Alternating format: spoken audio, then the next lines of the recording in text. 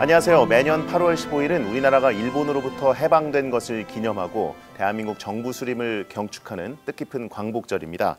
서울지방보훈청과 함께하는 우리가 꼭 알아야 할 역사 이야기. 오늘은 광복절을 맞아서 우리가 꼭 알아야 하는 독립운동가에 대해서 알아보는 시간을 가져보겠습니다. 서울지방보훈청의 오진영 청장님과 함께하겠습니다. 안녕하세요. 네, 안녕하세요. 네, 해마다 돌아오는 광복절이지만 해마다 그 의미는 남다르실 것 같습니다. 어떠신지요? 네, 오늘 국경일이니까 무척 기쁜 마음입니다. 네. 한편으로는 기쁘지만 또 어떻게 보면 아쉬운 마음도 있는데요. 우리나라 국민들이 요즘 대한민국의 오늘이 어떻게 이루어져 왔는지에 대해서는 그렇게 속속들이 알고 있지 못하는 것 같습니다. 네. 뭐 아는 만큼 보인다라고 하는 말이 있는 것처럼 오늘 같은 날은 우리 대한민국 광복의 역사를 우리 국민들이 좀 더 깊이 있게 공부하는 그런 시간도 한번 가져봤으면 좋겠다는 생각을 해봅니다. 네, 좋은 말씀 감사합니다. 오늘 우리가 함께 만나볼 주제, 우리가 꼭 알아야 할 독립운동가입니다. 사실 이 주제는 저한테도 좀 특별한 주제이기도 한데요. 네, 제가 알기로는 우리 배성재 아나운서 외할아버지께서 독립운동가 신용호 선생님을 알고 있습니다. 또 그 외 집안에 독립운동가분들이 굉장히 많으시다고 알고 있는데요. 네, 저희 어머니께서 항상 그 외할아버지에 대한 말씀을 많이 해주셨는데 신용호 선생님께서 독립운동을 또 하셨고 또 어머니의 외가 쪽인 외고조부께서는 또 수당 이남규 선생이셔서 부자가 일제 시해를 당한 또 그런 인물이시기도 합니다. 그래서 어렸을 때부터 많이 교육을 받았는데 실제 사회에 나와 보니까 뭐 이런 내용에 대해서 관심을 갖거나 잘 알고 있는 분들은 그렇게 많지 않다라는 생각이 들더라고요. 네. 자, 그래서 오늘 저희가 본격적으로 이야기를 많이 나눠보면서 여러분께서 독립운동가들에 대해서 좀 더 알아보는 시간을 가지시면 좋을 것 같습니다. 오늘 만나볼 분은요, 3.1운동과 임시정부에서 활동하셨던 이유필 선생님이십니다. 제목이 굉장히 의미심장하실 텐데 뒤늦게 밝혀진 진실, 이유필 선생, 과연 어떤 진실이었는지 오늘 밝혀보도록 하겠습니다. 어떤 분이셨습니까? 네, 이유필 선생님께서는 1885년 평안북도 의주에서 태어나셨는데요. 네. 이분은 경성법학 전문학교를 졸업하시고 1907년 결성된 항일 비밀 결사단체죠. 신민회에 가입하게 됩니다. 네. 이유필 선생님의 이름이 독립운동사에 본격적으로 나오게 되는 것은 이 백오인 사건부터입니다. 백오인 사건이면 그 일본 총독부가 독립운동을 와해시키려고 이 데라우치 총독 암살 미수 사건을 조작해서 105명의 독립운동가들을 감옥에 가둔 사건 말씀하시는 거죠? 네, 맞습니다. 네, 이때 신민회원 600명이 검거되는데요. 이 중 105분이 유죄 판결을 받게 되었기 때문에 네. 백오인 사건이라고도 하는 것이죠. 어쨌든 이때 이유필 선생님께서도 전남 진도에 1년간 유배 생활을 하게 됩니다. 네, 조선시대도 아니고 유배라는 징벌이 이때 있었군요.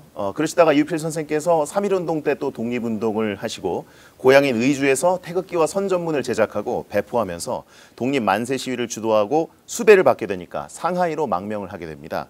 이 상해로 가서 여러 독립운동가들과 함께 임시정부 설립에 힘을 쏟게 되시는데 임시정부 설립 당시 내무부 비서국장을 맡게 됐습니다. 또 1920년 8월에 미국 회의의원단이 시찰을 할 때 대미 외교를 전개하기 위해서 큰 예산을 들여서 이들을 환대하고 또 한국의 독립운동을 설명하고 지원 요청을 적극적으로 하게 됐습니다. 임시정부 기간에 이유필 선생의 활약이 돋보인 곳이 바로 인성학교인데 이 인성학교라는 곳이 어떤 곳인지 좀 설명해 주실까요? 네, 상해 인성학교는 1917년 2월 달에 설립된 초등과정의 학교입니다. 네. 상해에 거주하는 우리나라 사람들의 아이들을 교육하기 위해 설립되었던 것이죠. 네, 그 당시 상해에 살고 있던 사람들 대부분이 일본의 탄압을 피해서 망명해온 독립운동가였다는 것을 감안할 때 독립운동가들의 자녀들을 교육하는 곳이었다고 봐도 무방할 듯한데요. 그렇습니다. 네, 지덕체, 삼육 이런 사회공헌 훈련을 목적으로 설립이 돼서 재학생들을 중심으로 상해 소년회를 조직을 해서 미래의 독립운동가를 양성하는 데 큰 힘을 기울인 곳이 바로 이 인성학교입니다. 이유필 선생님은 이 상해 인성학교 교장으로 오랫동안 머무셨는데요. 도서관도 새로 짓고 또 학생들 교육에 아주 큰 의욕을 보이셨습니다. 근데 아까 제목이 뒤늦게 밝혀진 진실이었지 않습니까? 지금까지는 이유필 선생 활동에 어떤 의문점은 발견되지 않고 있는데요. 네, 지금부터가 시작입니다. 네. 1932년도에는 윤봉길 의사가 일왕의 생일날 행사장에 폭탄을 던져가지고 일본 상하이 파견군 대장 등이 죽게 되는 사건이 발생하는데요. 네. 이때 상해 임시정부 관계자 대부분은 윤봉길 의거의 배우자로 지목되어가지고 일경에 쫓기는 신세가 되죠. 네.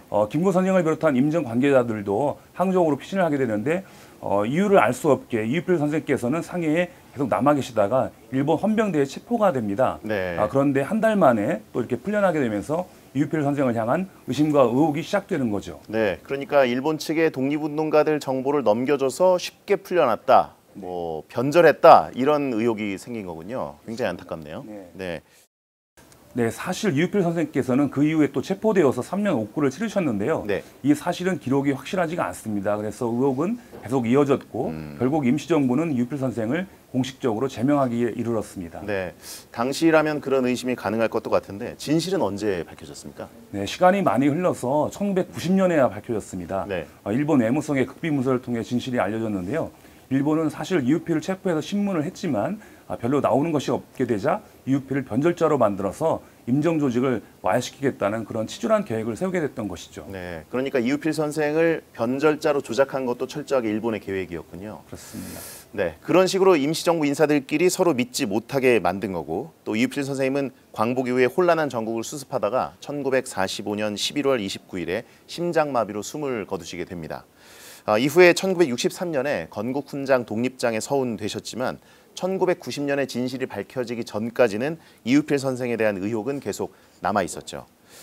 사실 독립운동을 했는데도 불구하고 변절 의혹을 받는 독립운동가들이 꽤 되시지 않나 싶습니다. 네, 그래서 이유필 선생님처럼 억울한 분들이 생기지 않도록 우리 국가보훈처에서도 적극적으로 당시의 자료를 발굴하고 또 독립운동가들의 행적을 찾아내기 위해서 무던히도 애를 쓰고 있습니다. 네. 이유필 선생님의 후손들이 서울에 현재 거주하고 계시다고 하는데요. 어떻게 생활하고 계신지 한번 만나보도록 하겠습니다. 우리 어머니 말씀이 이제 항상 우리 가족이 독립투사 또는 혁명가 그 당시로서 이제 일제 있었으니까 거기에 한가는 일종의 혁명이 필요하다고 봐서 혁명가라고 하셨습니다. 독립운동가라고 하지 않았어요. 우리는 혁명을 한다. 이제 그러면서 이제 우리 민족 또 통일 일제 이런 단어들이 많이 쓰셨어요. 그리고 또 이제 어머니가 하신 말씀 중에 중요한 거 하나가 임시정부에 계시면서 임정 요인들이 자녀 교육이 힘들었어요. 되게 도피 생활하니까 말이죠. 그리고 이제 숙식하는 것도 좀 어렵고. 그래서 이제 독립투사 이런 분들이 자녀 교육이 굉장히 모자랐다, 어려웠다. 그래서 이제 우리는 자녀 교육은 철저히 시켜야겠다. 그런 얘기를 항상 하셨어요. 그런 결과로 이제 아마 교육 와서 이제 영어의 생활을 하시고 석방되고 그러면서 이제 계속 요 시찰 인물로 이제 그러면서도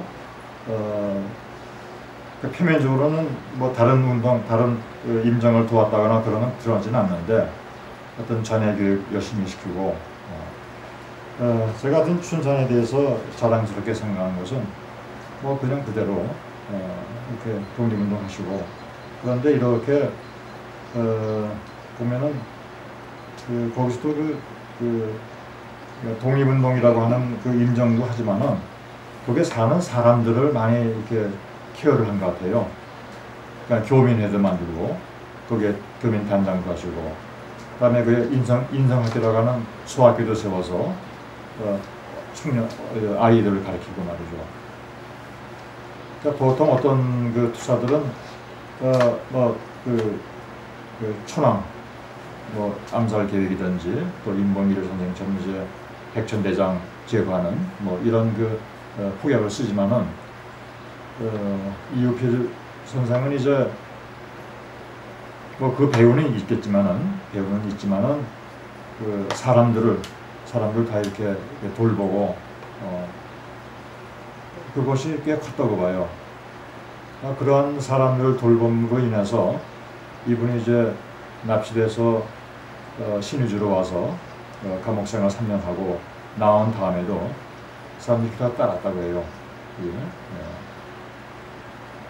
그러니까 혼자 한 게 아니고 우리 교민들을 같이 고락을 같이 하면서 어떤 지주가 되어주고 마음의 지주가. 근데 이제 저는 그런 것을 전에는 잘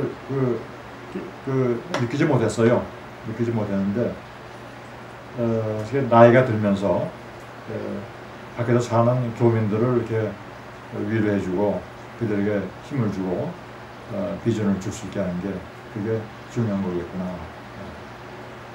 그런 생각합니다. 근데 제가 이제 춘산에게 한번 묻고 싶은 것은 귀국하셔서 그렇게 12년간을 이제 광복대회까지 있으면서 혹시 임정에는 어떤 그 연락을 취하셨는지 그게 지금 겉으로는 전혀 그에는 가만히 계신 걸로 되어 있는데 그동안의 그런 경력을 봐서 또 이분이 이제 그 법학을 공부하셨어요. 경성법전 그 1회조 독선입니다. 이게. 그러니까 이제 그런 사명감도 있을 텐데 어떻게 그 연락을 하셨는지 그걸 완전히 끊으셨는지